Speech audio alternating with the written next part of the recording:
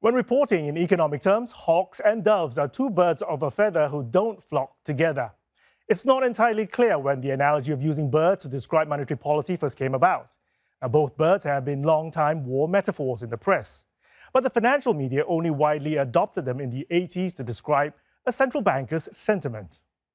Now, as a bird of prey, the hawk in economics is used to describe someone who advocates keeping inflation low as a priority and would therefore favor tighter monetary policy.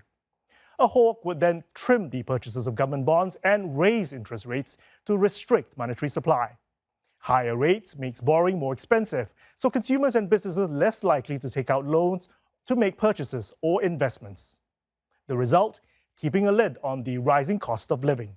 But taming inflation may also have the unintended effect of raising unemployment. The dove, as a biblical symbol of peace, is the opposite. Now, the dove typically wants interest rates to go lower or become more accommodative. Its wingspan also covers the purchases of bonds and other instruments by central banks. It's all aimed at increasing the supply of money in the system, thereby boosting aggregate demand and helping to create more jobs. But the downside to that is that it can also generate more inflationary pressure.